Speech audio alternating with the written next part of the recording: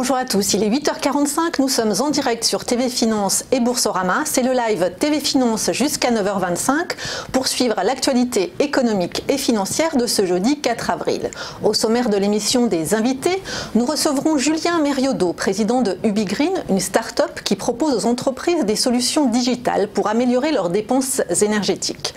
Ensuite, nous assisterons à l'ouverture de la Bourse de Paris aux côtés de Xavier Fenot, associé chez Interactive Trading, puis Bernard Pradeclos, trader pour compte propre et auteur du livre Stratégie de marché, nous présentera les market movers du jour. Enfin, Virginie Loisel, présidente de Assess Manager, nous expliquera comment évaluer les managers des entreprises et quelles sont les qualités requises pour cette fonction cruciale. Mais pour commencer, les trois informations économiques de la matinée. Boeing sanctionné en bourse. Le Wall Street Journal a dévoilé hier les premières conclusions de l'enquête sur l'accident du Boeing 747 d'Ethiopian Airlines qui a fait 157 morts le 10 mars. Elles ne sont pas favorables aux constructeurs américains. Les pilotes ont en effet suivi strictement les procédures d'urgence établies par Boeing sans parvenir à reprendre le contrôle de l'appareil. Le système anti-décrochage de l'avion est à l'origine de l'accident et avait déjà été mis en cause dans le crash d'un autre Boeing en Indonésie au mois d'octobre. Dans le cas d'Ethiopian Airlines, l'enquête montre que ce système s'est réenclenché 4 fois, précipitant la chute de l'avion, alors que les pilotes l'avaient éteint peu après le décollage pour essayer de stabiliser l'appareil de manière manuelle. Hier à Wall Street, Boeing a inscrit la plus forte baisse du Dow Jones, alors que tous les appareils de ce modèle le plus vendu au monde restent immobilisés au sol. Du côté français maintenant, Renault refuse de payer Carlos Ghosn.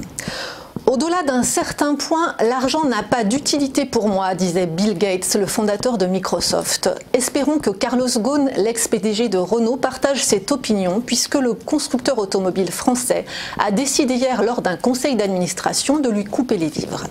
Renault va tout d'abord supprimer sa retraite de 770 000 € par an à laquelle Carlos Ghosn a pourtant fait valoir ses droits. Le groupe va ensuite recommander aux actionnaires réunis en Assemblée Générale le 12 juin de voter contre le paiement d'un reliquat de son salaire 2018, soit 224 000 €. En outre, Carlos Ghosn ne recevra ni indemnité liée à sa clause de non-concurrence, ni les actions qui lui ont été attribuées de 2015 à 2018. Accusé de malversation financière, Carlos Ghosn est soupçonné d'avoir détourné des millions d'euros depuis 2010. L'ex-PDG, qui a déjà été incarcéré durant 4 mois à Tokyo, a de nouveau été arrêté ce matin par les autorités nippones. Il risque une 4e mise en examen. Enfin, Panama Papers, 1,2 milliard de dollars récupérés par le fisc. Dévoilé en 2016 par des journaux du monde entier, ce tentaculaire scandale d'évasion fiscale concerne 22 États. Grâce aux informations de la presse, la plupart d'entre eux sont parvenus à débusquer une partie des fraudeurs fiscaux, issus des milieux politiques, culturels et sportifs. Numéro 1 sur le podium, le fisc britannique a collecté auprès des fraudeurs 252 millions de dollars, suivi de l'Allemagne, 183 millions de dollars et de la France, 136 millions de dollars. Selon Le Monde, l'un des journaux à avoir révélé l'affaire, la France a déclenché plus de 500 contrôles fiscaux et identifié 415 fraudeurs potentiels. Certains dossiers qualifiés par Bercy de particulièrement lourds doivent être transmis à la justice et pourraient donc faire grimper les recouvrements français. Certes, les montants sont faibles au regard des centaines de milliards d'euros perdus chaque année dans les paradis fiscaux, mais elle traduit la volonté des États d'y porter un coup d'arrêt.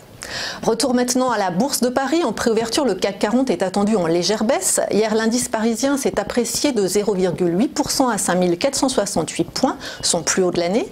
Wall Street a fini dans le vert aussi. Le Dow Jones a gagné 0,15% à 26 218 points et le Nasdaq 0,6% à 7 895 points.